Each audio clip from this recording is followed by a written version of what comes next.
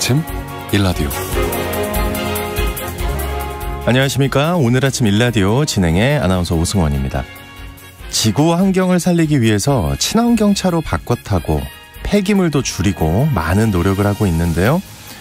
우리에게 주어진 시간이 생각보다 많지 않은 것 같습니다. UN 기후변화에 관한 정부 간 협의체 IPCC 6차 보고서가 나왔는데요.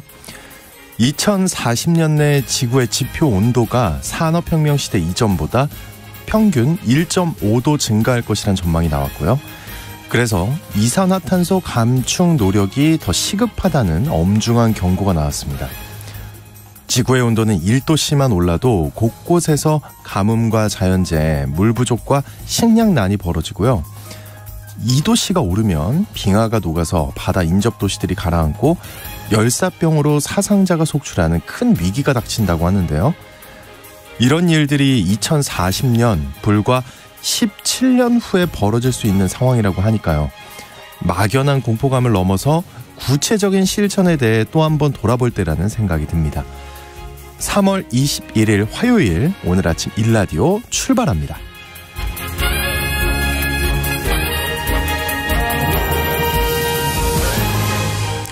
네, 오늘 아침 일라디오 이 시간 생방송으로 함께합니다. 유튜브 KBS 일라디오 공식 채널이나 모바일 콩 어플리케이션을 통해서도 함께하실 수 있습니다. 네, 화요일 시간에는요, 농수산 뉴스 텃밭 가이드 시간 준비되어 있고요. 장수 직업 시간에는 요즘 공무원들도 재취업에 도전하는 직업에 대해서 살펴보겠습니다. 네, 청취자 여러분들의 문자 참여 기다리고 있겠습니다. 오늘은 방송 들으시면서요, 직업에 대한 여러분의 고민 보내주시면 어떨까요? 또 텃밭 가이드 시간에 궁금한 질문들도 있으면 보내주시죠. 추첨을 통해서 농촌진흥청에서 제공하는 웰빙 혼합 잡곡 세트를 한 분께, 또 향긋한 커피를 드실 수 있는 모바일 커피 쿠폰을 두 분께 드리겠습니다. 방송에 참여하실 분들은 단문 50원, 장문 100원이 드는 유료 문자 샵 9730으로 보내주시기 바랍니다. 유익한 정보와 살아있는 이야기가 있습니다. KBS 오늘 아침 일라디오. 농수산 뉴스 살펴보는 시간입니다. 한국농어민신문의 이진우 기자 연결합니다. 안녕하십니까? 네, 안녕하십니까? 네. 양곡관리법 개정안 논란에 관한 소식 준비해 주셨는데요. 양곡관리법이 뭐고 왜 논란이 되고 있는지 설명 부탁드립니다. 양곡관리법이라는 게 이제 국가 차원에서 이제 쌀을 중심으로 이제 어떻게 관리할 거냐 하는 내용들이 쭉 포함되어 있는 내용인데요. 네. 이게 지금 개정안을 두고 계속 논란이 이어지고 있습니다. 이게 더불어민주당이 23일 국회 본회의에서 처리를 예고한 내용이기도 한데요. 이제는 야당의 단독 처리뿐만 아니라 양곡관리법 개정안에 대해서도 농민단체들이 문제를 지금 제기하고 있는 상황입니다. 이게 국회 농림축산식품해양수산위원회를 통과할 때까지만 해도 양곡관리법 개정안이 지고받지는 않았는데, 이 국회 본회의에서 논의되는 과정에서 두 차례에 걸쳐 수정이 됐는데요. 네. 현재 마지막 수정된 안대로 처리할 거면 차라리 처리하지 말라, 이런 입장인 상황입니다. 왜 농민단체에선 이런 반응이 나오는 걸까요? 처음에 국회 농해수위를 통과한 양곡관리법 개정안은 초과 생산량이, 그러니까 생산된 양이 네. 기본적으로 생산량보다 예상 생산량의 100분의 3 이상이 될 경우나 아니면은 연도별 단경기, 그러니까 7월에서 9월 산지 쌀값이나 수확기, 그러니까 10월에서 12월 산지 쌀값이 이 평년 가격에 비해서 5% 이상 하락할 경우에는 정부가 초과 생산량에 대한 시장 격리에 나선다. 이게 골자였는데요. 네. 이게 국회 본회의에 회부가 되면서 두 차례에 걸쳐서 이제 국회의장의 중재안이 나왔습니다. 첫 번째 중재안은 이게 초과 생산량 같은 경우는 3에서 5% 이상이거나 가격이 5에서 8% 하락 시였고요. 이것으로도 여야 합의가 되지 않자 다시 중재안이 나왔는데, 이게 초과 생산량 기준을 3에서 9%, 그리고 쌀값 하락 기준은 5에서 15%로 더 이제 확대를 해놓은 상황입니다. 확대를 했는데 농민단체가 이런 내용은 받아들일 수 없다, 이렇게 말하는 이유가 구체적으로 어떤 걸까요? 우선 성명서까지 낸 전국 농민의 총연맹 입장을 이랬습니다. 네. 첫 번째 수정안에 대해서도 이게 반대를 했었는데, 이 두 번째 수정안은 이전보다 더 후퇴했다 이런 거고요. 그러면서 지난 2021년의 쌀 수급 상황을 예를 들었는데요. 2021년산 쌀 생산량이 수요량에 비해서 약 7.5% 정도 생산이 초과 생산이 됐는데 네. 당시 수학기 쌀값은 45년 만에 최대 하락폭을 기록했다는 겁니다. 그러니까 이제 의무시장 경리 발동 요건을 만약에 9%를 높여놓으면 이게 무슨 의미가 있겠느냐 이런 건데요. 그리고 또 최대 농민단체인 한국후계농업경영중앙연합회에서도 일방적으로 양곡관리법 처리를 강행하게 되면 이 대통령이 거부권의 행사가 될 텐데 이렇게 되면은 농민이 얻을 수 있는 이익이 무엇이냐 이렇게 또 묻고 있는 상황이긴 합니다. 네. 두 차례에 걸쳐서 중재안이 나왔는데 사실 중요하게 봐야 할 게 그렇게 개정이 되면 쌀 수급과 가격 문제가 해결이 될 것인가 하는 점일 것 같아요. 그렇습니다. 이게 말씀하신 것처럼 두 차례에 걸쳐 중재안이 나왔는데요. 이 중재안대로 개정이 되면은 실제로 쌀 수급 그리고 또 가격 안정에 어떤 영향을 미칠지 이게 사실 궁금한 건데 이 사실적으로 본다 그러면은 이것도 여기에 대해서도 근거가 없어 보이는 상황입니다. 이게 농해 수위를 통과한 첫 개정안은 좀 강하게 3% 이상 초과 생산 그리고 5% 이상 가격 하락이라고 되어 있기 때문에 일정 수준을 기대해 볼 수도 있었습니다만은 이게 초과 생산량 기준을 최대 9%로 하고 쌀값 하락 기준도 최대 15%로 확대할 경우에는 실제 이게 정책적 효과가 있을지 미지수다 이렇게 이제 농민단체에서 보고 있는 거고요. 네. 특히 이렇게 범위가 넓어지게 된 배경이 수급과 쌀값을 추정한 근거에 의한 것이 아니라 여야 합의를 이끌어내기 위한 측면이 강했다는 점에서도 우려를 하게 하는 대목이라고 하겠습니다. 그 정부의 입장은 어떻습니까? 여전히 반대인가요? 그렇습니다. 지난 20일에도 국회 농해수위가 열렸는데요. 이때 전체회의에 참석한 정황근 농식품부 장관이 쌀을 안정적으로 매입해 준다고 하면 농업인들이 벼농사를 하려고 하기 때문에 더 많이 남게 된다. 그러니까 의무 매입 조항이 양곡관리법에 들어가는 것에 대해서는 반대하는 입장을 변질했는데요. 네. 하지만 이게 최종 중재안대로라면 오히려 정부가 받아들여도 되지 않을까 싶을 상황이기도 합니다. 왜냐하면은 앞서 말씀드린 것처럼 2021년산 쌀 생산량이 7% 정도에 이제 과잉이 됐던 건데 네. 당시에도 시장 격리를 했던 거거든요. 그런데 만약에 최종 중재안대로 개정이 돼 있었다 그러면은 격리를 안 했어도 되는 상황이었기 때문입니다. 그러면 아까 잠깐 내용이 나왔지만 만약에 국회에서는 통과가 되고 이후에 대통령이 거부권을 행사하면 어떻게 되는 건가요? 일단 국회에서 통과되면 대통령에게 넘어가게 되고요. 만약 대통령이 거부권을 행사하게 되면 다시 양곡관리법이 국회를 되돌아오게 됩니다. 이 경우에는 제2표결에 나설 수는 있는데요. 제적의원 과반 출석에 출석의원 3분의 2 이상이 찬성을 해야지 제2표결에서 통과가 됩니다.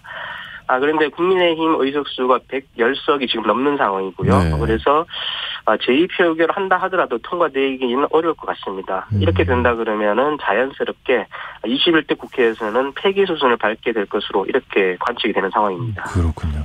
자, 다른 소식 간단히 하나 더 살펴보겠습니다. 올해부터 시행되는 소규모 어가 그리고 어선원을 대상으로 직불금 신청을 받는다고요? 그렇습니다. 해양수산부가 최근 수산업 어촌 공익기능 첨진을 위한 직접지불제도 운용에 관한 법률, 그러니까 수산직불제인데요. 네. 이 법률과 관련된 시행령 일부 개정안이 국무회의에서 통과했다며 4월 1일부터 5월 31일까지 소규모 어가와 어선원을 대상으로 직접지불금 신청을 받을 예정이라고 이렇게 밝혔습니다. 이게 어떤 제도인가요? 이게 소규모 어가직불제는 규모에 따른 어업인 간의 소득 격차를 완화한다는 목적이 있고요. 또 어업인 소득 안전망을 구축한다는 이런 목적에 따라서 일정 규모 미만의 영세한 어가에게 연 120만 원의 직불금을 지급하는 제도인데요. 대상은 어선어업 같은 경우는 5톤 미만인 경우, 그리고 또 양식업의 경우도 5톤 미만 어선 평균 어업 이익과 동일한 수준의 매출액인 경우, 그리고 신고어업 같은 경우는 면허 허가를 겸한 신고어업인을 제외한 신고어업 단일 종사자를 대상으로 하고 있습니다. 이건 좀 설명을 드리면 이렇습니다. 우리나라에서는 어업을 하기 위해서는 면허나 허가를 받거나 아니면 신고를 해야 하는데요. 이렇게 경우를 나눠서 면허업, 허가업, 신고업 이렇게 부릅니다. 그래서 제일 마지막 경우 같은 경우면은 신고업이더라도 면허 또는 허가업을 동시에 하는 사람은 제외한다. 이런 의미로 보시면 되겠습니다. 네, 알겠습니다. 오늘 여기까지 듣겠습니다. 고맙습니다. 감사합니다. 네, 농수산 뉴스 지금까지 한국농어민신문의 이진우 기자였습니다.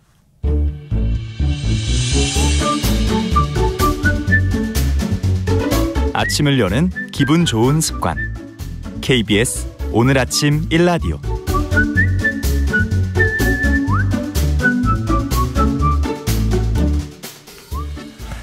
네, 직장은 나와도 평생 직업이 필요한 시대를 위한 장수 직업 시간입니다. 예전에는 돈은 좀 못 벌지만 정년이 보장되는 공무원이 최고인 시대가 있었는데 요즘은요, 공무원보다 더 선호하고 심지어 공무원도 지원한다는 직업이 나타났다고 합니다. 커리어비전 최진희 대표 모셨습니다. 안녕하십니까? 네, 안녕하세요. 근데 사실 지금도 공무원이 최고 아닌가요? 저도 공무원을 했었지만 꼭 그렇지는 않은 것 같습니다. 요즘 또 추세가 바뀌었어요. 네, 삶의 질에 있어서는 조금 바뀐 것 같습니다. 네. 예, 그러면 오늘 소개해 주실 이 최고의 인기 직업이 뭔가요? 공무원도 가고 싶어 하고 네. 실제로 지원도 하고 있는 네. 현대자동차 이야기입니다. 네. 최근에 현대자동차가 10년 만에 생산직을 채용을 했거든요. 10년 그런데, 만에? 네. 공무원분들이 그 좋은 우리가 이제 철밥통이라고 흔히 말하고 있는데 그걸 뿌리치고서라도 지원을 하고 싶다라고 할 정도로 아주 좋은 조건의 그 생산직 채용을 하고 있습니다. 이번 생산직 채용 규모는 약 400명 정도 되는데요. 2013년 이후에 10년 만에 채용이 이루어졌습니다. 올 하반기에도 300명을 추가로 채용하는 걸 보면 올 한 해 한 700명 정도 채용 예상을 하는데요. 상반기에 이미 400명을 뽑겠다고 채용 공고를 했을 때 워낙 많은 지원자들이 있다 보니까 홈페이지가 마비될 정도로 그만큼 좀 많은 지원자가 몰리기도 했습니다. 네. 취업 준비생은 물론이고요. 직장인들과 공무원들 사이에서도 이 지원을 고려하고 있다고 이렇게 하고 있습니다. 현대자동차는 생산직에 이제 400명 올렸는데 그때 18만 명 정도가 400명을 뽑는데 18만 명이요? 네. 하다 보니까 한 몇백 대 1의 경쟁률을 가지고 있다라고 보시면 됩니다. 이거 아나운서 시험 경쟁률보다 높네요? 네, 그렇습니다. 와, 대단합니다. 근데 코로나 사태 이후에 채용이 좀 줄어서 취업이 힘들다고 여기저기서 얘기가 많이 들리는데 생산직 채용인데 이렇게 몰리는 거는 좀 이례적인 일 아닌가요?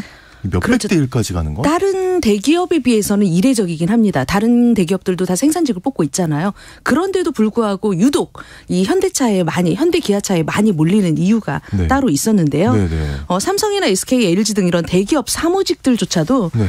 학력을 좀 하향 조정해서 내가 대졸 사원이지만 그냥 고졸 사원이라고 속이고 지원하고 싶다라고 할 정도. 고졸이 더 유리한가요? 네, 생산직은 고졸이나 전문 대졸만 뽑고 있거든요. 그러다 보니까 4년제 나온 분들이 오히려 제가 예전에 가르쳤던 저희 학교 학생도 서울 인서울대학의 대학생 공대생이었는데 3학년 때 그만두는 거예요. 자퇴를 하는 거예요.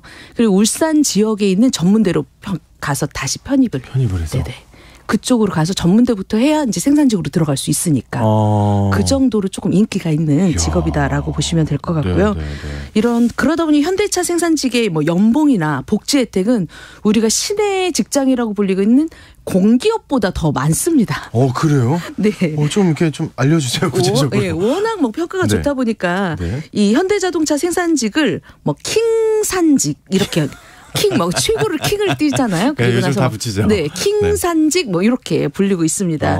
아무래도 생산직의 경우에는 정년 이후에도 추가적으로 1년 더 뭐 근무를 할 수가 있고 뭐 정년 때 가면 정년까지 1억 정도의 연봉을 꾸준히 받을 수 있으니까 그래서 더 많이 몰리는 것 같습니다. 잠깐만요. 정년까지 1억 정도 받을 수 있고 정년 보장되고 당연히 네. 정년 후에도 1년 더 추가 연장해서 또 근무할 수 있습니다. 이 정도만 들어도 굉장히 좋은 것 같은데 그러면 반대로 다른 기업들은 이 정도가 아니기 때문에 인기가 없다는 거잖아요. 그렇죠? 다른 기업이랑 비교하면 어떨까요? 다른 기업들도 조건이 좋긴 하지만 현대자동차만큼은 아닌 것 같습니다.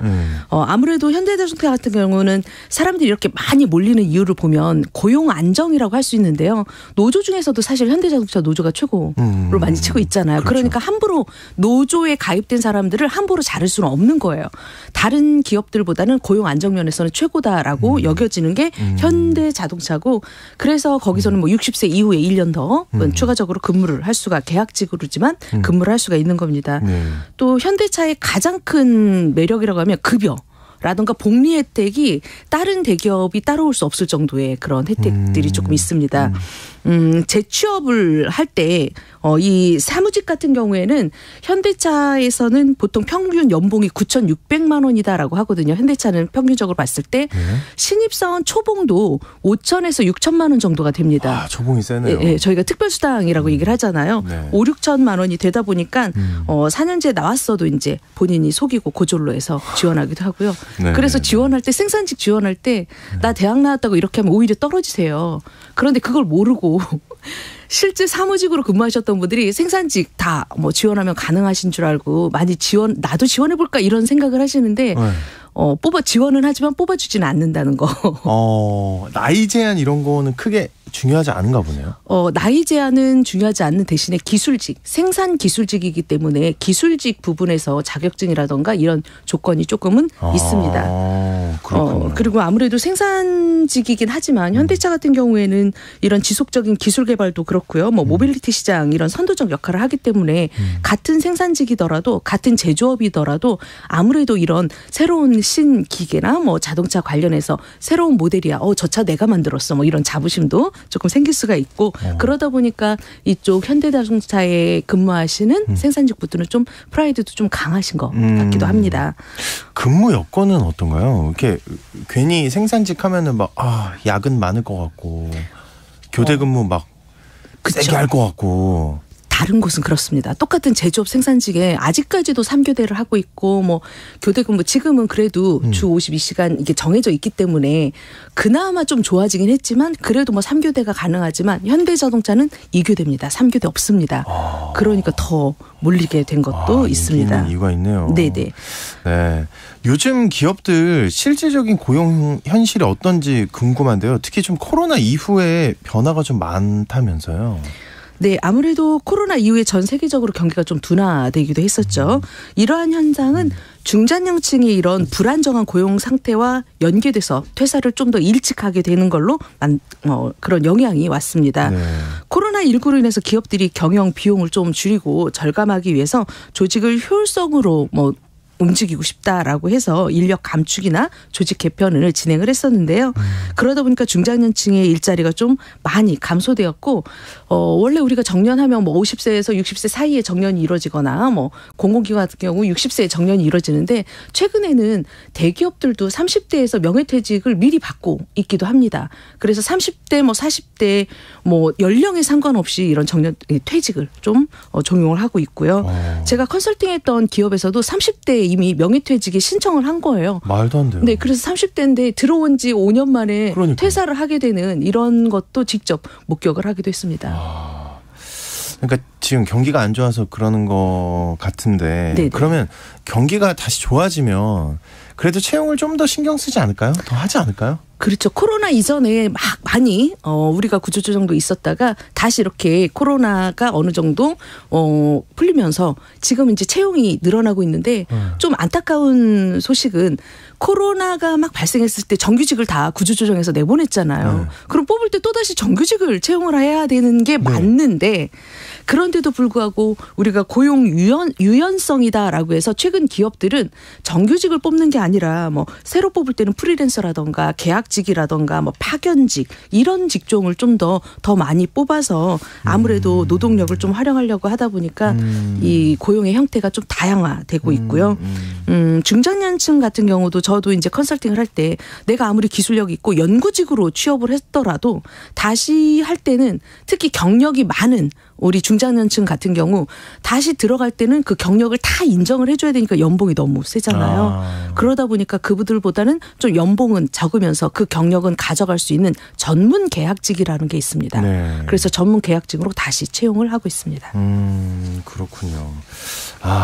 참 어떻게 보면 지금도 방금 얘기가 나왔지만 중장년층 재취업 시장이 좀 어려울 것 같아요. 좀 이런 정책이 좀 나와야 되지 않을까요? 정책이 많이 필요한 건 사실인데 제가 이렇게 어두운 소식을 전해드리는 것 같아서 지금 아침부터 얼굴이 마음이 줄어들고 있어요. 지금. 제가 막 웃어야 되는데 웃지 못하는 이런 상황이 왔습니다. 왜냐하면 이번에 이제 정권이 바뀌면서 그 청년 친화적인 정책을 좀 많이 펼치지 않았습니까? 그러다 보니까 경제 허리의 중심인 우리 중장년층에 대한 정책이 상대적으로 좀 부족해 청년들에 비해서는 부족해지고 있다고 볼 수 있습니다. 뭐 청년 취업 지원 예산이 원래는 556억 원이었는데 새롭게 1,263억 원으로 증가가 됐고요. 네. 약 707억 원이 증가된 데에 비해서 이 중장년층의 취업 지원 예산은 10억 정도에 증가된 게 그치지 않았습니다. 그러다 보니까 청년층에 비해서 약 70배 정도 차이가 나다 보니까 중장년층 재취업 이 장벽은 더 어려워지고 있다고 보시면 될 것 같습니다. 그 중장년층은 어떤 재취업 자리를 선호하는 편인가요? 연령에 상관없이 좋은 자리. 그렇죠. 돈 많이 주고. 그렇긴 한데. 많이 쉬고. 워라밸이 가능하고. 이건 누구나 다 원하는. 그렇죠. 그거야 뭐. 그렇죠? 이 방송을 듣고 계신 우리 농어촌에 계신 우리 그 어민들도 아마 그런 생각을 다 하고 있을 것 같아요. 일은 적게 하지만 돈을 많이 벌 수 있는 이런 누구든 조건을 아니겠습니까? 찾으실 텐데요. 네. 유독 그래도 공통적으로 선호하는 그런 조건들이 있습니다. 네네. 아무래도 안정성은 첫 번째로 꼽고 있습니다. 새롭게 들어가는 데에서는 이렇게 고용이 불안하지 않고 안정적인 고용을 좀 선호한다던가 급여가 꾸준하게 돼 있고 아무리 경영이 어려워도 급여만큼은 규칙적으로 제 월급 날짜에 나올 수 있는 뭐 임금체불이라고 하잖아요. 임금체불되지 않는 이런 기업들을 좀 더 선호하고 있습니다. 그리고 복지 혜택에 있어서 취업을 하지 않았을 때 우리가 4대 보험 중에서 특히 국민연금의 비용이 본인이 스스로 다 해야 되니까 이게 지불하는 비용이 엄청 커지거든요. 직장이었을 때는 그 혜택을 받을 수 있어서 건강보험이라던가 가입할 수 있는 이런 혜택이라던가 특히 연금, 퇴직금 관련 혜택을 받을 수 있는 기업이면 더 좋겠다라고 해서 퇴직연금이 가능한 기업들을 좀 더 선호하고 있습니다. 네. 그리고 업무와의 경력을 좀 더 연관 지어서 취업을 하고 싶다라고 하시거든요. 아무래도 중장년층은 20, 30년 본인만의 커리어를 닦아오셨던 분들이기 때문에 본인 커리어를 살리고 싶은데 저는 헤드헌팅을 했던 입장에서 보면 커리어를 살리면 경력직으로 채용을 해야 되는 건데 그만큼 급여를 더 많이 드려야 되거든요. 그러다 보니까 본인의 눈높이만 낮추면 사실 취업은 빨리 될 수 있습니다. 내가 급여를 좀 더 포기하면. 그런데 또 그게 본인의 자존심이거든요. 내가 이제까지 살아왔던. 네. 그래서 눈높이가 좀 맞지 않아서 취업이 다 안 되는 상황이 되기도 합니다. 또 이제 근무 시간이나 뭐 휴가 제도라든가 이걸 자유롭게 쓸 수 있다라고 했는데요. 젊은 층만 워라밸을 원하는 게 아니라 우리 이제 중장년들도 근무하고 그리고 가정 생활을 이제 가정이 소중하다는 걸 알고 내가 좀 놀아보니까 좀 쉬어보니까 눈치도 보이지만 평소에 가족한테 잘해야겠다라는 이런 생각들이 드는 거예요. 그래서 두 번 다시 재취업을 할 때는 예전만큼 무조건 직장에만 목매이거나 그러진 않습니다. 그래서 직장과 뭐 가정을 같이 뭔가 시간을 균형 있게 쓸 수 있는 그런 직장을 좀 더 선호하기도 하고 있고요. 기업 문화라던가 뭐 그래도 아무래도 사람이 좋으면 사람을 보고 일이 힘들어도 사람을 보고 뭐 그냥 근무한다. 내가 너 때문에 그냥 근무한다. 이럴 정도로 인간관계는 여전히 중요하게 생각을 하고 있습니다. 또 뭐 교육도 시켜줬으면 좋겠고 요즘은 워낙 기술이 바뀌니까 재교육을 기업 차원에서 이런 기술적인 교육도 기업에서 알아서 좀 시켜줄 수 있는 나의 역량을 개발해 줄 수 있는 이런 기업이면 좋겠다. 또 제일 많이 나오는 게 가까운 직업이었으면 가까운 직장이었으면 근데 좋겠다. 듣다 보니까 다 동의해요. 다 나한테 해당하는 맞아요. 거 같습니다. 제 얘기 같기도 하고. 네, 뭐 출퇴근이 편한 건야 누구나 원하지 않겠습니까? 최고의 복지죠. 네. 뭐 이렇게 또 조건을 다 얘기하다 보니까 누구나 이거 좋아하는 그런 조건이었습니다. 네. 알겠습니다. 그래도 좀 여기저기서 좋은 소식이 이제 좀 취업시장에서 들렸으면 좋겠고요. 오늘 얘기 여기까지 듣겠습니다. 고맙습니다. 네, 감사합니다. 네, 재취업시장 현실 또 실제적 준비에 대해서 많은 정보 들려주셨습니다. 장수 직업시간 커리어비전의 최진희 대표와 함께했습니다.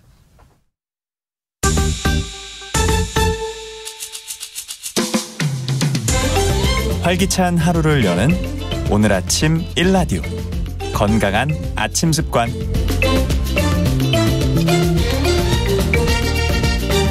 안녕하세요. 오늘 아침 힐링타임. 저는 필라테스 하는 방송인 양정원입니다. 잘못된 자세나 스트레스로 목에 통증이 있는 분들께 특히 좋은 목 좌우 스트레칭. 함께 해보실까요?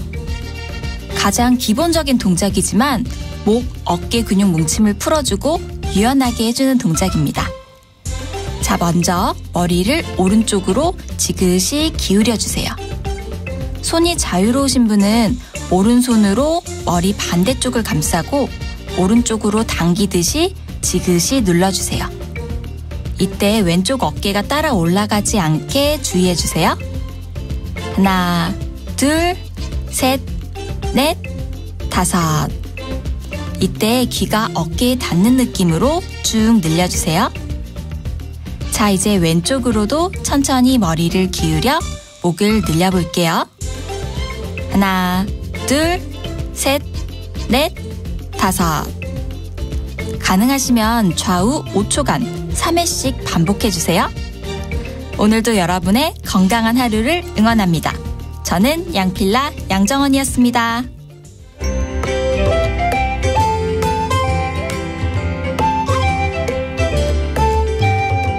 상쾌한 하루의 시작.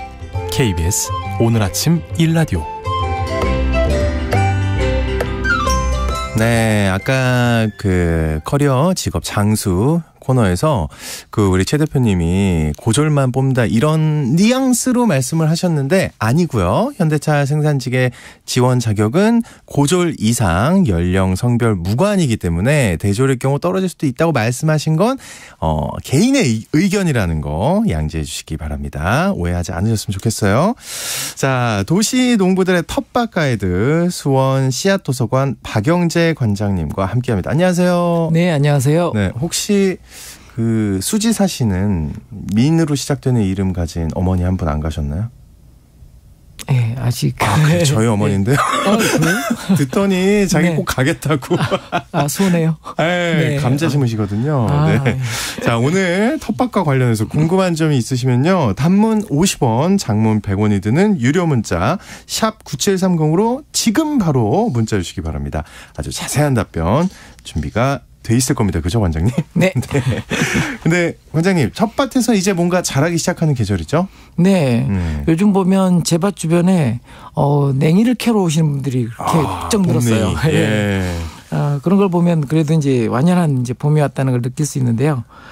냉이뿐만 아니라 밭에는 벌써 이제 봄 잡초들이 아주 많이 올라와 있는데요. 네, 네. 흔히 농사를 풀과의 전쟁이라고 하잖아요. 네. 하지만 우리 농부들은 이 풀과의 전쟁에서 결코 이길 수가 없습니다. 그렇습니까? 네. 이렇게 단전적으로 이길 수 없습니까? 네. 왜죠? 네. 풀은 우리가 심는 작물보다 광합성 효율이 높고요. 그다음에 물과 공기 중에 있는 탄소를 효율적으로 이용을 해서 작물보다 더 잘 자랍니다. 똑똑한 친구들이네요. 네. 기후 변화와 이제 물 부족에 최적화돼서 이렇게 진화된 식물이 이제 잡초인데요. 심지어는 이제 조선시대 성종임금 때 그 시절에 이제 귀농하신 선비가 계신데 강희맹이 선생님이라고 계세요. 그분이 쓴 금양잡록이라고 하는 책이 있는데요. 네. 이 책에서 작물과 잡초를 구분하기 너무 어렵다는 그런 글들이 나와 있을 정도로. 그 시절에도 이미. 네. 어린 싹은 작물과 비슷해서 구분하기가 어려울 정도로 아주 교묘한 위장술을 발휘하기도 합니다. 야, 위장술의 최첨단 시스템에 네. 굉장한데요. 네. 네. 근데 이 생각을 해본 적 있어요. 네. 잡초가 만약에 작물이 되면. 네. 이러면 대박 아닐까요? 그런 것들도 있습니다. 있긴 네. 있어요?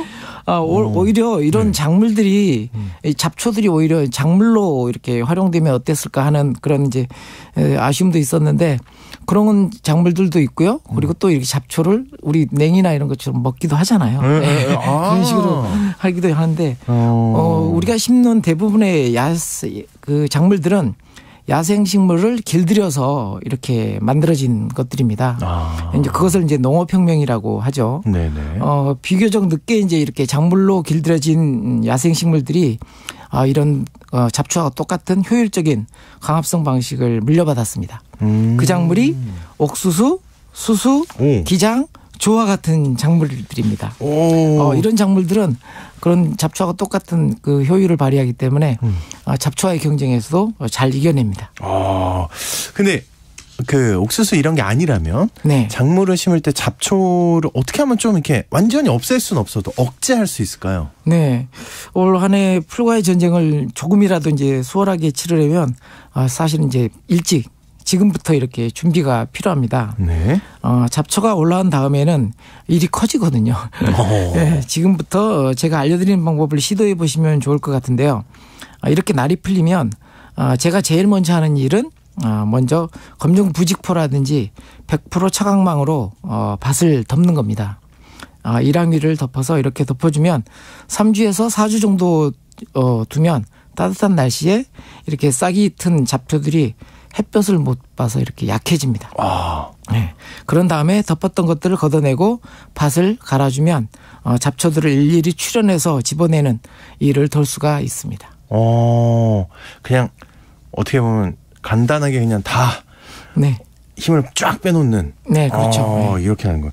그리고 또 텃밭에서 해야 될 일이 뭐가 있을까요? 지금 시기에는. 주변 농지를 둘러봤더니 네. 모두들 비가 오기 전에 밭을 다 만들어 놓으셨더라고요. 이런 분들은 이제 밭을 갈고 나서 비닐로 이렇게 멀칭을이라는 것을 하게 되거든요. 네. 까만 비닐로.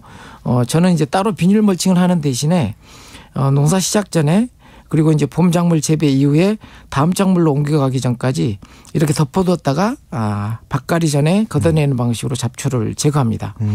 사실 저는 이제 밭갈이라기보다는 오히려 이제 파종하거나 모종 심을 자리만 이렇게 밭갈이를 하는 편이거든요. 네네네. 땅 속에 살고 있는 미생물과 작은 소동물들이 이렇게 그 생태계가 있는 땅 속에 생태계가 있는데 이것을 밭을 갈므로써 이렇게 교란을 시키거든요. 그래서 교란을 시키지 않기 위해서 갈지를 않고요. 또 이렇게 잡초 또 이렇게 갈다 보면 그 흙 속에 섞여 있는 잡초의 씨앗들이 또 햇볕을 보게 되면서 또 다시 나옵니다. 네. 그럼 안 좋은 거 아닙니까? 네. 그래서 잡초학이라고 하는 학문에서는 흙을 잡초들 씨앗의 은행이다. 씨앗 은행으로 이렇게 표현하기도 합니다. 그렇군요. 근데 그런 분들도 있을 것 같아요. 이미 뭐 이렇게 밭을 갈아놓은 분들이 있지 않을까요? 네. 이런 경우에는 어떻게 해야 되나요? 보통 이렇게 미리 갈으신 분들은 이제 심을 자리 이렇게 그 비닐로 이렇게 멀칭을 하게 됩니다. 어떤 거요? 네, 비닐로 까만 비닐로 네. 햇볕을 가려줘서 풀들이 안 나게 하는데요. 좀 작물을 심을 때 대신에 다른 제가 쓰는 방법은 비닐 멀칭을 하지 않고 하는 방법은 작물을 심을 때 가능하면 빼곡하게 씨앗을 뿌린 다음에 자람에 따라서 이렇게 솎아내는 방식으로 하게 되면 잡초가 자리 잡을 곳을 이렇게 만들어주지 않습니다. 아예 기회를 안 주는 거예요? 안 주는 거죠. 그리고 또 모종을 심을 때에도 모종 사이 간격이 좀 넓은 경우에는 동반 작물이라고 하는 것들을 빼곡하게 파종해서 이렇게 솎아내면 햇볕을 가려 잡초를 억제하는 효과를 볼 수가 있습니다. 예를 들어 고추 모종을 보통 심을 때 60cm 간격 또는 이제 너무 좁게 심으시는 분도 계신데 이렇게 심으면 고추 모종 상태는 아주 햇볕을 가릴 만한 크기가 아니거든요. 그 사이사이에다가 얼갈이라든지 열무라든지 이런 씨앗을 빼곡하게 파종하는 방식입니다.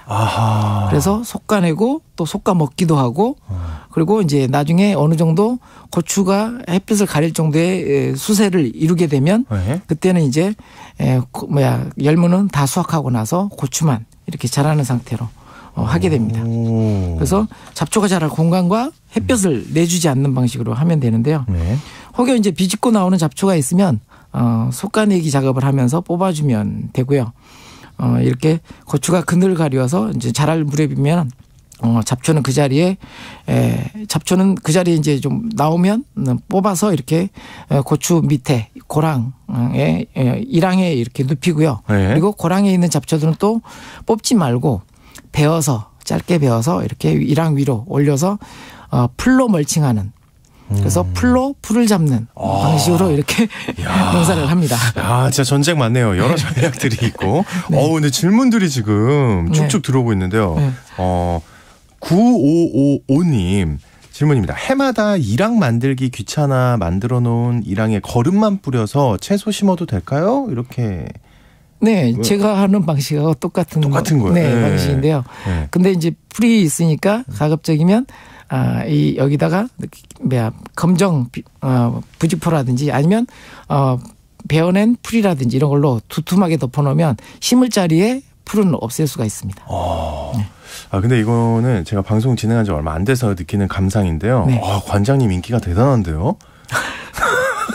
감사합니다. 지금 막 난리가 났습니다. 네. 김미진님 오늘은 관장님 나오실까 이렇게 지금 아니 그 전까지 방송 어떻게 하셨길래 이렇게 지금 팬덤이 강력하게 지금 감사합니다. 임영웅급이 아닌가.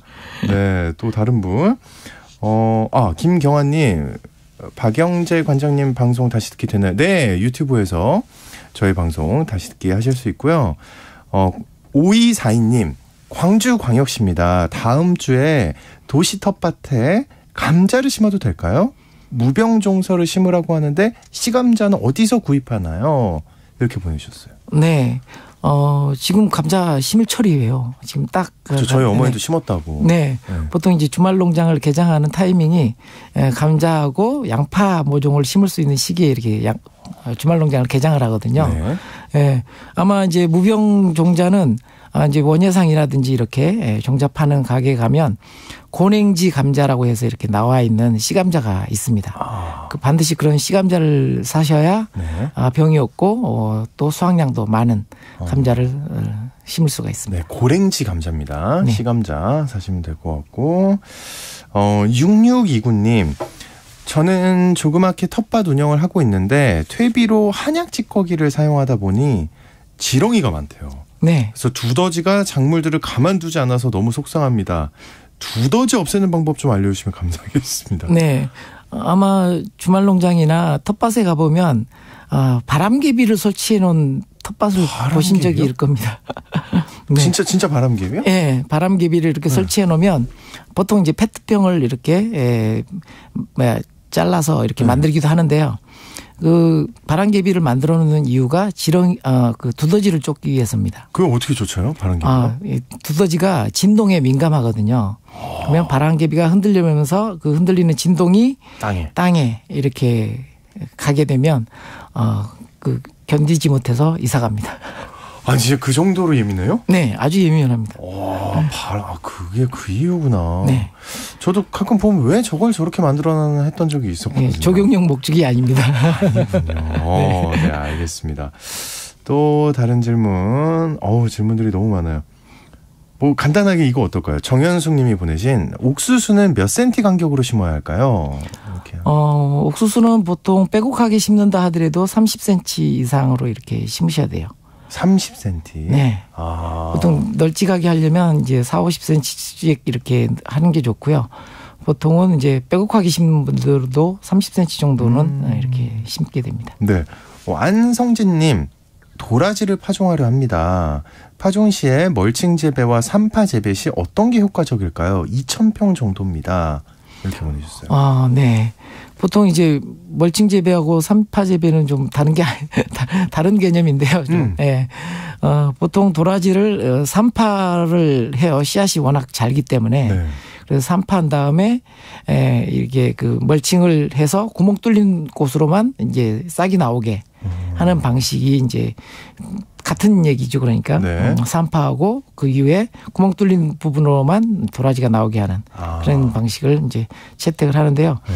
보통 이제 멀칭을 먼저 하고 구멍 뚫린 곳에 이렇게 파종하는 방식을 주로 이제 많이 쓰게 됩니다. 순서를 좀 바꿔서 멀칭 먼저 하고 그다음에 파종하는 방식으로.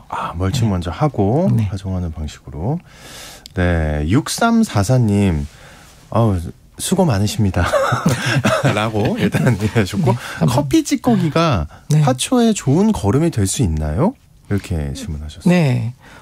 커피 찌꺼기 같은 경우는 훌륭한 거름입니다. 진짜요? 네. 대신에 좀. 많이 쓰이네요? 네. 커피 찌꺼기? 네. 그런데 가능하면 이제 그게 이제 발효돼서 이렇게 그 영양분으로 갈 수 있도록 하기 위해서는 좀 미생물을 접종을 해야 돼요. 네.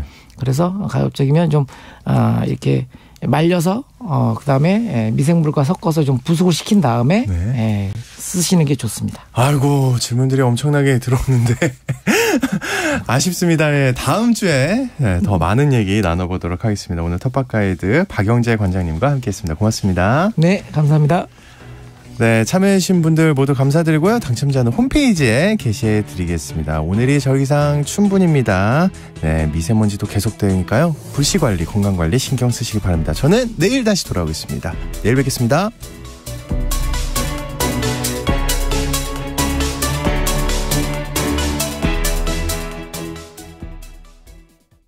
여러분, 60, 70년대에는 주택 지붕으로 성면이 들어간 슬레이트를 사용했다는 거 아시나요?